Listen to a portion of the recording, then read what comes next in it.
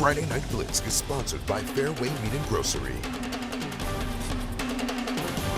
This is Ski Mountain, and you're watching Friday Night Blitz! Well, welcome into Friday Night Blitz. I'm Raina Garcia, joined by Trey Redfield. Trey, man, we are getting into crunch time now. The playoffs right around the corner. The final quarter of the season has arrived. With 3 games to go, it's now or never. Our game of the week, Bo-Stat, with Dowling Catholic hosting Waukee. The Maroons are hungry heading into the postseason. They're going into this postseason with authority after last year's semifinal exit, one that you were here to see last year. But for the visitors, the Warriors' path is daunting, but not impossible. Nope. And it's why the Warriors come into tonight confident. Just do it together, stick together, be a family, and just come out on top. They have a 18-game win streak at home, I think. We're ready to come take that. The final stretch has arrived, and playoff spots in 5A are coming at a premium. I wish there was a couple in there that would have went differently, but here we are getting ready for the fourth quarter of the season, and couldn't be more excited. We've had some really good games. I think our kids have really grown from it. You know, even after the disappointing loss in week 1, I think we have grown from that and continued to get better, and now we control things, and that's all we can worry about is what we do. Dowling Catholic has been locked in since losing the Valley, outscoring opponents 192-31. So every week we got to come out and execute, because offensively and defensively we didn't really play that well that game, but still a close game, so we can beat it with anyone. We just got to execute. Just can we finish games? Can we finish the season? Can we be disciplined enough to go all the way? Meanwhile, Waukee is one of the toughest final stretches of the season, but at 2-4, it still heads to Dowling with confidence.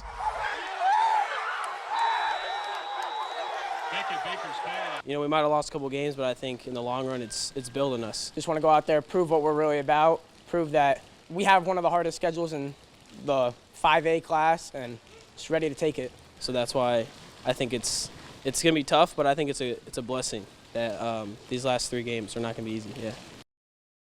Game of the week sponsored by Fairway Meat and Grocery.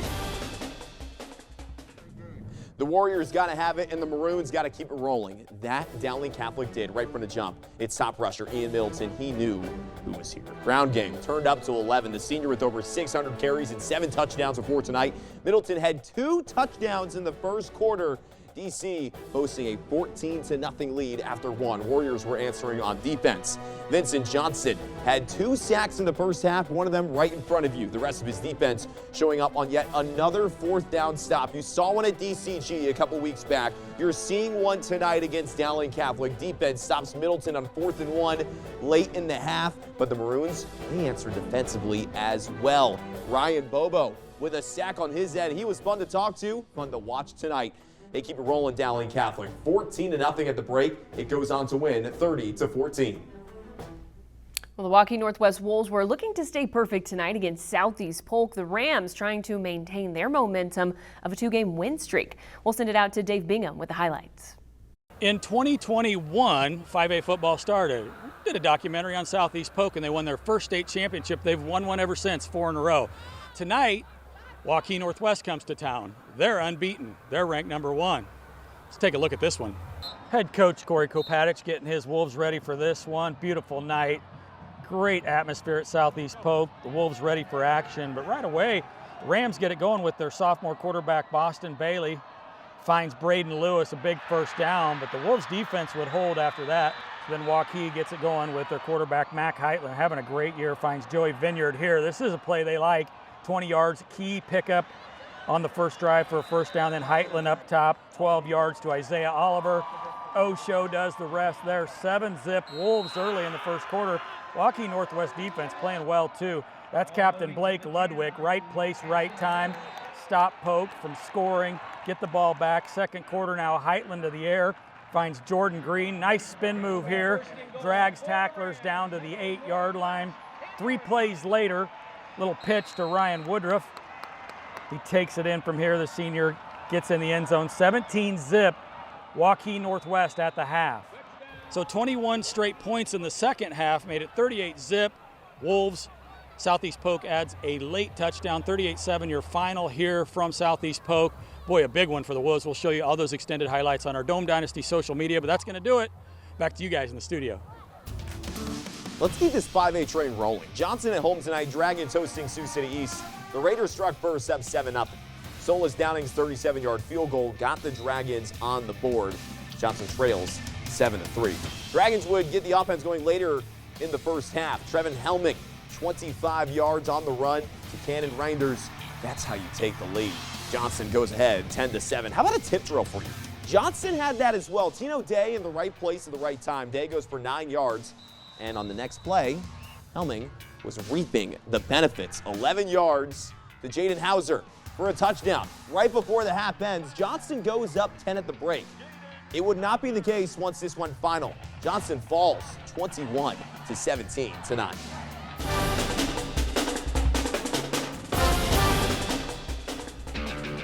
Well, it's time for our first Play of the Week nominee. We just saw it, the tip drill. Johnston going up against Sioux City East. You know, Day there, just right time, right place, right time, rather. Literally. And it paid off. Unfortunately, not in the long run, though. No. As you just mentioned, Dragons fall in this one, 21-17. Well, we are just getting started here on Friday Night Blitz, and we'll have plenty more games coming your way. But we'll also go inside the huddle with the Linville Sully Hawks.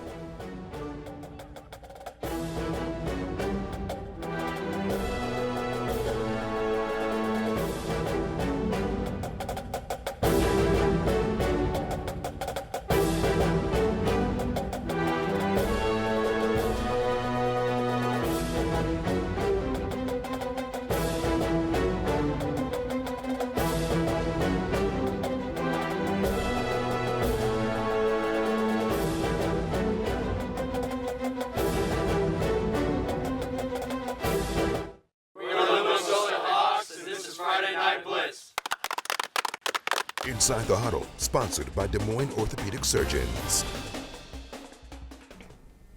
Linville Sully's last trip to the Dome was back in 2022 when this year's seniors were just freshmen watching from the sidelines. And with the way they're playing, they very well could find themselves back in Cedar Falls next month. Quick drink and we're going to tackle turnover. Here we go. I've always wanted our football team to be known for a couple things. Just character being number one. A group of young men that you will always remember playing with. But then I want to be that team when they take the field that people don't want to play against. The team that's hard to prepare for, a team that's really physical, that's going to play from the snap to the whistle and never give up. And that's kind of the mentality I think this team shares. All right, 40 for 40. Let's see what he's got. Hey, let's go. We're definitely confident, but we believe that we can still get better and that we're still going to get better as the season keeps going on. It's going to take hard work and just giving effort every single play, really getting our defense and offense down and locked in. We don't like to look too far ahead, like to focus on the today and what we got to do to get better today so we can prepare for teams in the future in the playoffs and we can make a good run at it. We can improve on a lot. I mean, to be a good team, you have to keep improving or you're going to get knocked out. So we're just going to have to work hard and come together as a team and trust each other, and we'll get it done. It would really mean a lot to us, especially us seniors, because we were there our freshman year, and most of us didn't get a play, and so it would really mean a lot for us to go out there and play, especially in the Dome, and make a run at the championship. Linville Sully on the road tonight, taking on Colfax Mingo.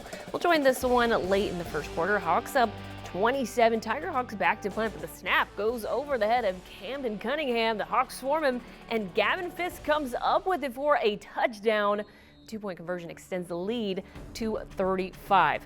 And the Tiger Hawks, though, still showing some fight despite the large deficit. Second quarter, Cunningham airs it out to Alex Teed. He's left wide open and makes the defense pay, taking it in for his first career touchdown and Colfax Mingo's first of the game. The Linville Sully offense still rolling here. Connor Deal wrangles in the snap and dumps it off to Jaden Richards, who shakes off a defender, finds his way into the end zone, no problem. Hawks now up 42-6. That Hawk defense, they've been playing lights out all season. Here's just one of many examples. Landon Fisk jars it loose, scoops it up, takes it all the way home, but the touchdown would be wiped out due to a penalty. Linville Sully dominant once again. They roll past Colfax Mingo 56-6. For a score like that's pretty good. Let's go to Sadell. Grandview Christian hosting Van Meter's senior night for the Thunder. Lightning struck early on. Judah Locke and Braden Hoban have been connecting all year, showing another example here early in the first quarter. 18 yards on the hookup, but the drive would stall. Christian Williams was at it again on the other side. Last week's game ball recipient finding the end zone again on the flat. Henry Lounsbury with the dump. It puts the Dogs ahead 7-0 late in the first. Cluster time now. Early in the second, you're about to see 3 turnovers on 3 plays. Cohen Polkerts comes up with the interception here. Very next play, Holden Buse comes up with an interception of his own. It's still 7-0 Van Meter, and the play after this, Braden Hoban gets the strip sack and recovers his own fumble. Mayhem in Class 2A tonight in district play. Van Meter, though, would go on to win 27-13. Well, Sheraton on the road tonight against Woodward Granger. Start this off with some offense, of course, fireworks. Talon Fusen under pressure with that Charger defense, but you got to give him some credit here. He hangs in, takes a shot, but gets the pass off to Kane Mahler-Moreno for a big gain to set up a 1st and goal. Seems like a pretty good connection there. Fusen goes back to Mahler-Moreno this time for a touchdown. Woodward Granger takes a 6-0 lead. Later in the first, Fusen scrambling again here. This time he connects with Vinny Sebastian, who makes the catch, but Austin Kane gonna put a good effort forth and knocks the ball loose. It's recovered by Gabe Howell. We are headed the other way. It's Chargers ball. Second quarter now. We got another fumble. Holy cow. Kaiser Arnold gets the ball punched out by guess who? Kane Mahler-Moreno out here making plays. Woodward Granger moves to 6-1. They 34-0 win over Sheraton. Waukee Northwest remains undefeated after tonight's 38-7 victory over Southeast Polk. After 1-point win in week 1 and a 3-point win in week 2, the Wolves have an average margin of victory of 45.8. Dave Bingham caught up with our coach of the week, Corey Kopatich. Wyckoff Heating and Cooling Coach of the Week, Corey Kopatich. Coach, it's going well for this crew. We were talking about 2021. You just started this program. Yeah. They finally won a championship. They've won every championship in 5A since. But what's so special? What's going on this year? Well, we've got a really good group of leaders, guys with a lot of experience from last year, and they had an incredible offseason, probably the best offseason we had. Guys all the way starting back from November throughout the summer. So it's been a good offseason. The kids have worked hard, and the hard work's paying off right now. I've really noticed something about your program that there's not a lot of over-communication. I really feel like the kids know what they're going to do and they're dialed in. You've really simplified it, but yet they seem to be running it to perfection, offense and defense. Yeah, I think this goes back to experience. We've got a lot of leaders out there that have played a lot of football, and I think that helps as far as the communication piece goes. When you look at a game like tonight, you can't look too far ahead, but what's it mean to shut out a team like this and to stay unbeaten in this? This is brutal. The CIML is so brutal, but to still be unbeaten. Well, I mean, we just take it one game at a time, and Southeast Polk, they're a great program. They'll be back, and, they're a good team. So, it's just on to the next week. It's just one game at a time. Love Friday night, and I know you've just been a part of it your whole life with your dad and everything. Yep. And to see your son, what's it mean to you to coach these kids and just be out here every Friday? Oh, I mean, it's what keeps you going. I mean, it's, been around it for a long time, a lot of Friday nights. So to be able to share that, obviously, with my dad still on staff, and then my son as well, it's pretty special. Yeah, I kept an eye on Dad. He lets you do your thing, doesn't he? Yeah. That's going to do it. Coach of the Week, Wyckoff Heating and Cooling Coach of the Week in the Friday Night Blitz. Send it back to you guys.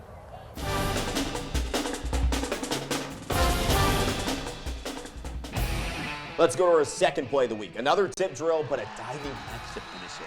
Cohen Folkerts collecting the interception. A slow-mo look for this one because we'll see in a second because the hand-eye coordination is pure. Maybe not slow-mo, but you're still seeing it. Take it all away. This will not be the last time you see a play from this game. More to come in a little bit. There's the slow-mo. Hold it. Great play. Well, we're going to take another quick break, but don't go anywhere because when we come back, Trey and I are going to give away our game ball for week 7.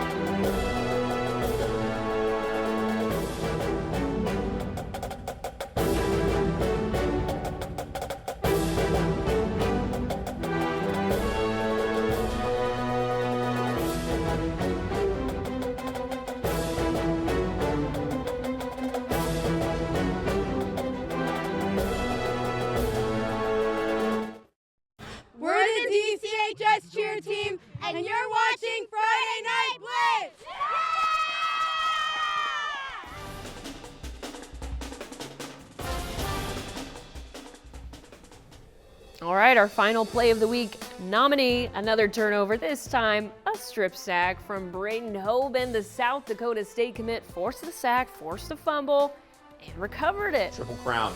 Yeah, all number 10 on this play. Fortunately, didn't get the win, but hey, you are a play of the week nominee, my friend, and to that, I say cheers. Cheers to that. Game Ball, sponsored by Fairway Meat and Grocery. Well, it's time to give away our game ball for this week. A similar spot for it tonight. A similar toast as well, because we're going back to Grandview Christian and more love for Braden Hoban. He takes the game ball tonight, not for a strip sack, but for becoming Grandview Christian's all-time leader in receptions. The Thunder may not have gotten the win tonight, but a GVC staple makes history on senior night. He also had 2 touchdowns, by the way. Big congrats to Braden on the honor this evening. Not too bad. I'd say a pretty good night at the office. Very Obviously, you want to get the win, Right. but you gotta look at the glass half full. There you go. I like that. I haven't heard that phrase in a minute. I'm an optimist. What can I say? You are an optimist.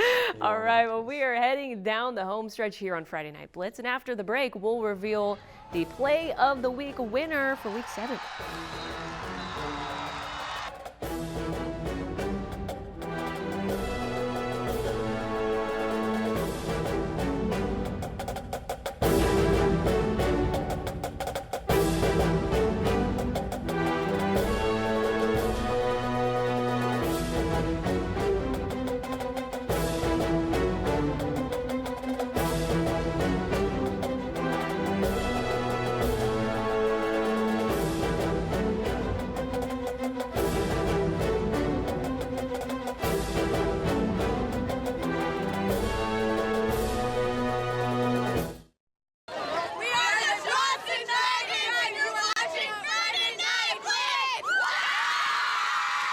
Play of the Week, sponsored by Taco John's.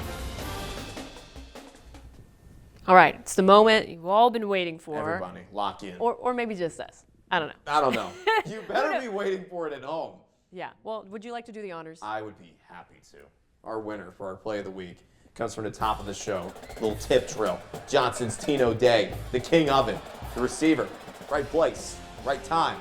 Makes his catch, gains 9 yards. The best part was a touchdown came on the very next play. Yeah, food for thought on that one. But Johnson would lose, 21-17. But hey, you're a play of the week winner. And for that, we raise another toast to you, Tino. Congrats. So always a good honor to win play of the week. Where else would you rather be, right? Well, I think they probably would have preferred the win. But you know what? This is a good, consolation prize. We'll take it. That's a great catch. It was. The hand-eye coordination? Well, and the awareness, too, and then it paying off on the next play. Yep. That's how you capitalize. But that's how you get your Madden rating up, too. So I'm sure that's on the top of his list of concerns. I would hope it is, yeah. All right, well, we're going to take one final break, but when we come back, Trey and I will put about week 7 with our final thoughts.